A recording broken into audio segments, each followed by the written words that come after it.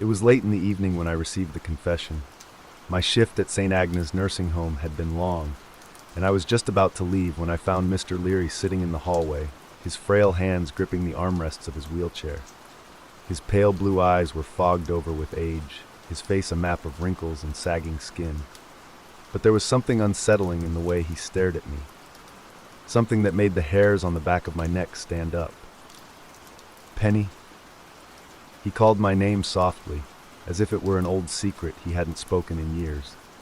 I turned and approached him, offering the tired, polite smile that I always did with the residents.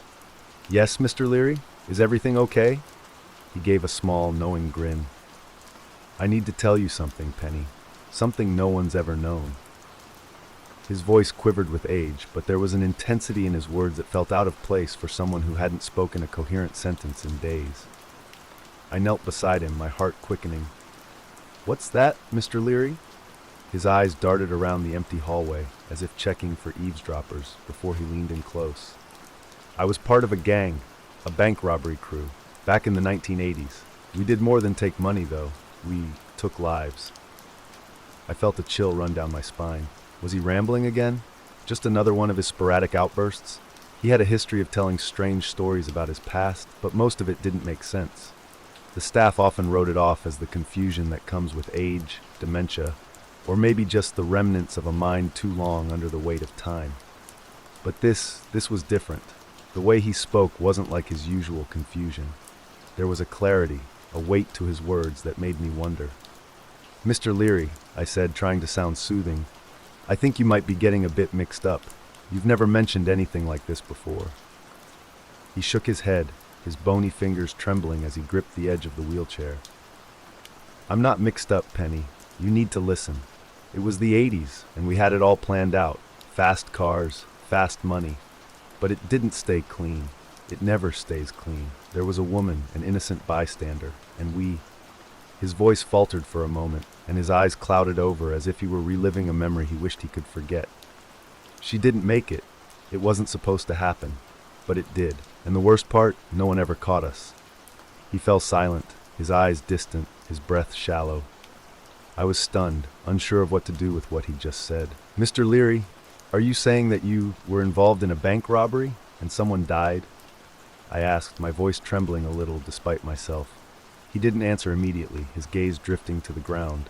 Then, in a soft whisper, he said, "I didn't want it to happen, Penny, but it did, and I've carried it with me ever since." I couldn't bring myself to say anything else. How could I?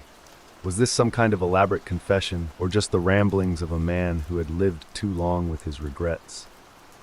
I patted his shoulder awkwardly, told him I'd check on him later, and then quickly excused myself to finish my rounds. But as I walked away, I couldn't shake the feeling that he was telling the truth. Maybe it was just the way he spoke, the conviction in his voice.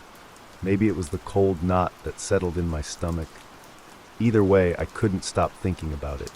I didn't tell anyone about Mr. Leary's confession. Not at first. It seemed too absurd, too far-fetched. After all, this was a man who could barely remember what he had for breakfast, let alone the details of a criminal past. But as the days passed, his words lingered in my mind, gnawing at me. What if he wasn't lying? What if he was telling the truth? One night, unable to shake the feeling that there was more to Mr. Leary's story than I realized, I decided to do some research. I started with the internet, searching for any records of bank robberies in the 1980s that could possibly match his description. I had nothing to go on but the vaguest details he'd provided. A gang, a woman who had died, no one caught. It wasn't much to go off of, but I had to try. The search didn't take long. I found a small article buried deep in a local newspaper's archives about a string of bank robberies in the late 1980s. The article mentioned a crew of criminals who had been involved in several high-profile heists in the city. They were never caught. In fact, the police had no leads, no witnesses, and no solid evidence to go on. But the most chilling part of the article was the mention of a fatality during one of the robberies. A woman who had been caught in the crossfire when the robbers fled the scene. The name of the woman was listed as Evelyn Winters. It was like the air left my lungs. Evelyn Winters. It was the same name Mr. Leary had mentioned when he spoke of the robbery. I hadn't thought to ask him about her name. I was too shaken by the confession itself. But now, seeing it in print, my stomach twisted in knots. I dug deeper. I found the police reports, dated back to the 1980s, detailing the robbery that matched Mr. Leary's story. The bank had been targeted for its large cash reserves, but things had gone horribly wrong. The robbers were cornered as they fled, and in the chaos, a bystander, Evelyn Winters, was shot.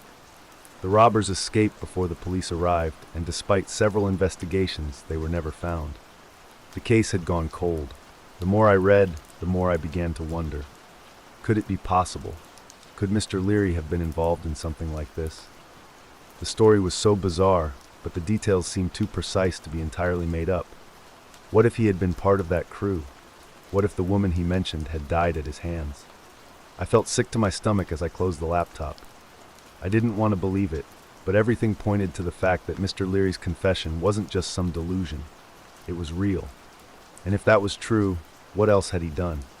What other dark secrets did he carry with him? The next day, I couldn't stop thinking about the search. I spent the entire shift going through my usual routine, but my mind was elsewhere. Mr. Leary had always been quiet, withdrawn, but now I couldn't help but watch him closely. He was an old man, frail and barely able to speak coherently at times. But what if he had once been something else entirely? What if he had been a dangerous criminal? That evening, I decided to confront him again. I found him in the dining room, sitting by the window, his hands trembling as he gazed out at the night sky. "Mr. Leary," I said softly, pulling up a chair beside him. "Can we talk?" He turned to me, his tired eyes locking with mine. "You found out, didn't you?" I nodded slowly, my heart racing. "I did. I looked it up. I found the article, the robbery, Evelyn Winters." He didn't flinch, didn't look surprised. Instead, he looked almost relieved. "I knew you would," he said quietly. "I knew you wouldn't let it go. You're not the first one to look into it, Penny, but I'm the only one who knows what really happened." I swallowed hard, the weight of his words settling over me. "What do you mean? What really happened?" He looked away, his gaze distant. "That woman, she wasn't just an innocent bystander. She was part of the plan. She knew too much. She had to go." I recoiled, my breath catching in my throat. You killed her?" Mr. Leary's gaze met mine, and for the first time in as long as I could remember, there was a clarity in his eyes. I didn't want to, but in the end, she was a liability. We couldn't afford to let her talk. His words hung in the air, a confession so dark, so chilling, that I didn't know how to respond. "I never meant for it to go that far, Penny," he continued, his voice barely a whisper. "But it did, and now I have to live with it. I have to carry it with me until the day I die." The silence stretched between us, heavy with the weight of his admission. I wanted to say something, to offer comfort, but the truth was, I couldn't find the words. What was there to say to a man who had confessed to something so horrific? What could I do with this knowledge now? I stood up slowly, the cold sweat on my skin prickling. "I don't know what to say, Mr. Leary. I don't know what to do with this." He nodded, his eyes tired but knowing. "You don't have to do anything, Penny. Just know that it's out there, and you're the only one who knows the truth." I walked away from him, my mind spinning. What had I just learned? What had Mr. Leary really done in his past? The more I thought about it, the more questions I had, and the more unsettled I became. But one thing was clear. Mr. Leary's confession was just the tip of the iceberg. There was more to his past, and it was darker than I could ever have imagined. And now it was my secret, too.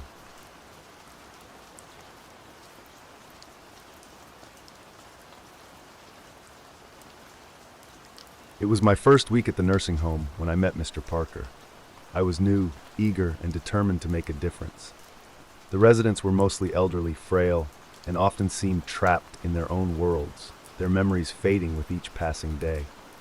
But Mr. Parker was different. He was sharp, his mind still largely intact despite his aged appearance. He had been a fireman, or so he claimed, but more than that, he had an energy about him that seemed out of place in the sterile, quiet halls of the facility. He was tall, his posture still straight even though he walked with a slight limp, the result of a life spent battling flames.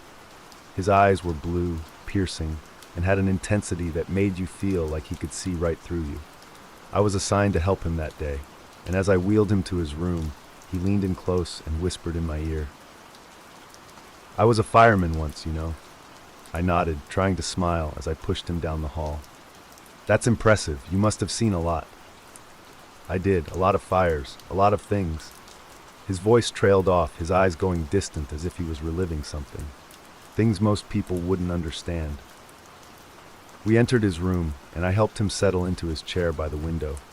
I asked if he needed anything, but he waved me off, eyes still locked on something unseen in the distance. "There are some people you don't save," he said, his voice low, heavy with meaning. I gave a nervous chuckle, brushing it off as old memories. "I'm sure you did your best. That's all anyone can ask." He turned his gaze toward me then, his blue eyes unnervingly intense. "Not everyone deserves saving." I laughed awkwardly, trying to dismiss the unease creeping up my spine. "I'm sure you just had to make tough calls sometimes." But as I walked away, I couldn't shake his words. Not everyone deserves saving. What did that even mean? I tried to tell myself it was just dementia or confusion, something that came with old age. After all, he had been a fireman, a hero, hadn't he? As the days passed, I worked more closely with Mr. Parker, helping him with meals, assisting him in the bathroom, or simply sitting with him in silence while he stared out the window. But each time I saw him, he seemed to become more attached to me, drawing me further into his world. One afternoon, as I helped him adjust his blanket, he looked up at me again, his eyes narrowing with something more than just the weight of age. "You know, not all fires are the same," he began, his voice slow and deliberate. I sat beside him, trying to engage. "What do you mean?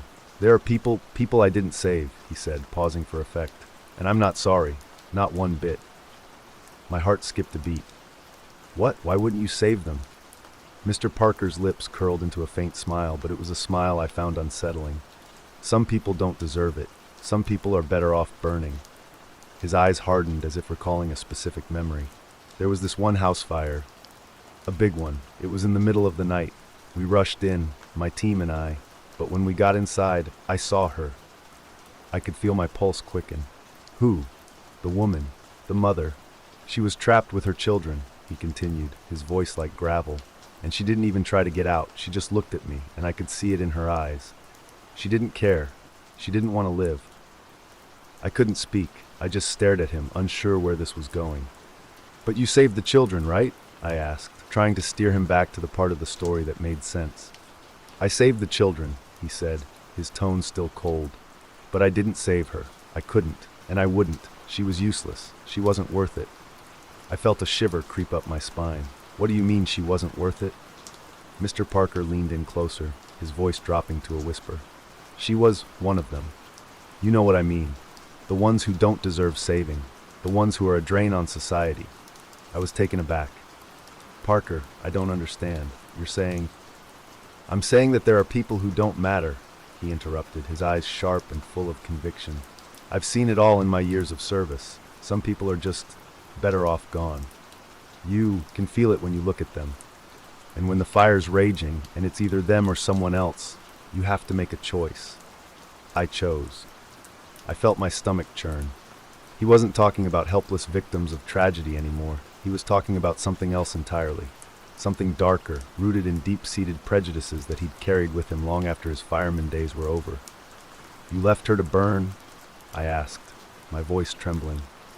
"I didn't leave her," Mr. Parker corrected me, his tone becoming more fervent. "She made that choice herself, and the world's better off for it." The air in the room grew thick, the weight of his words pressing down on me. I couldn't comprehend it. This man, this once hero, had made life and death decisions based on his own discriminatory views. Some people didn't deserve to live. It was chilling, like a deep, insidious truth I wasn't ready to face. As I helped him settle back into his chair, I couldn't shake the unease in my chest. Was this dementia, or was it something darker, something lurking in the shadows of his past? The words haunted me. I tried to distance myself from Mr. Parker after that. I was assigned to help other patients, but he always found a way to pull me back. His eyes would catch mine in the hallway, and his voice would call out, drawing me into his world again. And every time I saw him, he spoke of people he didn't save, people he had left to die because of who they were, what they represented. One woman was too lazy to bother escaping a fire. A man was undeserving because of his background. The stories grew more grotesque with each retelling, but he spoke of them with such cold detachment, as though he believed what he'd done was justified. One evening, after I had finished my shift, I walked past his room. The door was slightly ajar, and I noticed him sitting by the window again, his eyes vacant, but his lips moving in whispered conversation with someone, or something, just beyond the glass. I knocked gently on the door, but he didn't respond. When I entered, his eyes finally locked onto mine, and his expression twisted into something I could barely recognize. "They're here," he muttered, as if speaking to an invisible presence in the room. "Who?" I asked, my voice barely above a whisper. "They're the ones I didn't save," he said, almost lovingly. "They've come back to find me, and they'll find you too. They'll come for you just like they came for me." My stomach churned as I stepped back from him.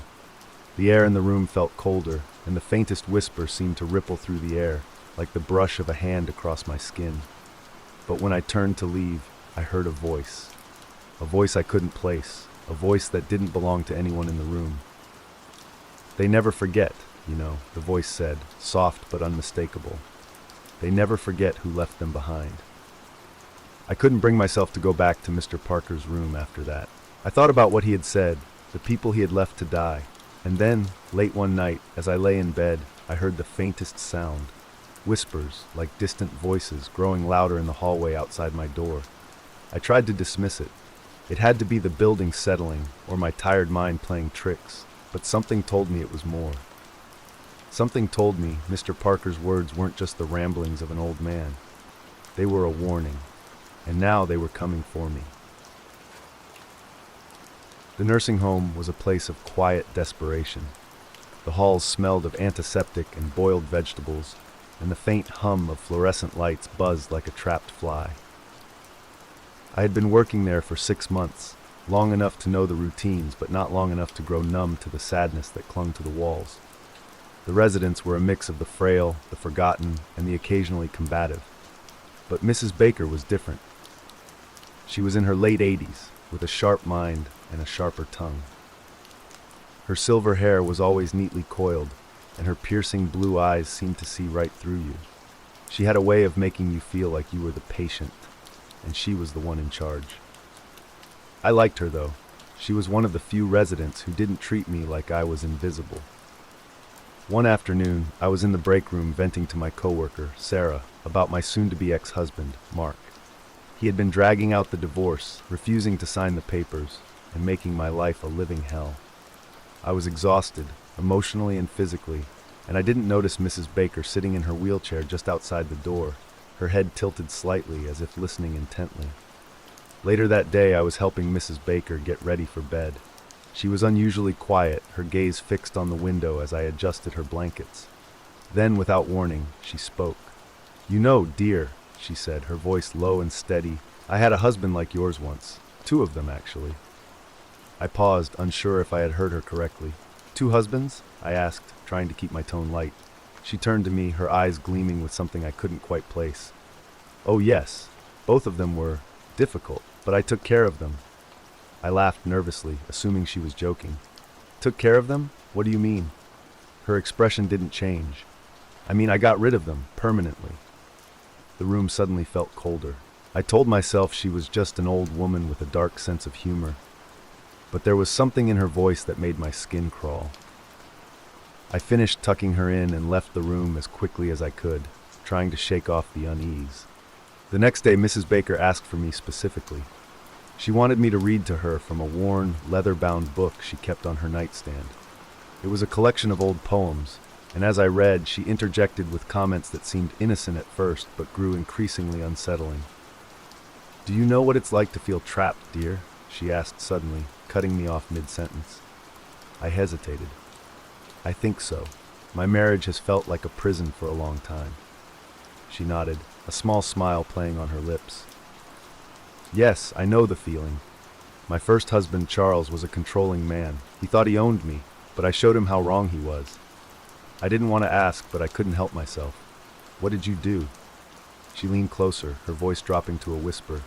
"I poisoned his tea, arsenic, It's quite effective, you know. Slow and painless if you do it right. By the time anyone suspected anything, it was too late. They ruled it a heart attack. I stared at her, my mouth dry. She couldn't be serious, could she? And my second husband, Robert, she continued as if discussing the weather, was a violent man. He had a temper, especially when he drank. One night he came home in a rage, and well, let's just say he had an unfortunate accident. Fell down the stairs, broke his neck. I stood up, my hands trembling. "Mrs. Baker, I think you should rest now." She reached out and grabbed my wrist, her grip surprisingly strong. "You don't believe me, do you? But I can see it in your eyes. You're considering it. You're thinking about how easy it would be." I pulled away, my heart racing. "I would never—" "Oh, don't be so naive," she interrupted, her tone sharp. "You're not the first woman to feel trapped, and you won't be the last. But I can help you. I can tell you how to do it, how to make it look like an accident." I backed toward the door, desperate to escape. "I think I should go." She smiled, a cold, calculating smile. "Think about it, dear. You know where to find me." I avoided Mrs. Baker for the rest of the week, but her words haunted me. Every time I closed my eyes, I saw her piercing gaze and heard her calm, matter-of-fact tone. I told myself she was just a lonely old woman with a vivid imagination, but deep down, I wasn't so sure. Then one night, I had a dream. I was standing in my kitchen, watching Mark drink a cup of coffee. He looked up at me, his eyes wide with fear, and then he collapsed, clutching his chest. I woke up in a cold sweat, my heart pounding. The next morning, I found myself standing outside Mrs. Baker's room. I told myself I was just checking on her, but I knew that wasn't the whole truth. She was sitting by the window, staring out at the gray sky. "I knew you'd come back," she said without turning around. I stepped inside, closing the door behind me. "I need to know," I said, my voice barely above a whisper. "How did you do it? How did you get away with it?" She turned to me, her eyes gleaming with satisfaction. "Sit down, dear. We have a lot to talk about." Over the next few weeks, Mrs. Baker became my unlikely confidant. She told me everything: how to obtain the poison, how to administer it, how to cover my tracks. She even gave me the name of a man who could provide me with what I needed, no questions asked. "It's all about patience," she said one afternoon. "You have to wait for the right moment, and when it comes, you have to be ready." I nodded, my hands clenched in my lap.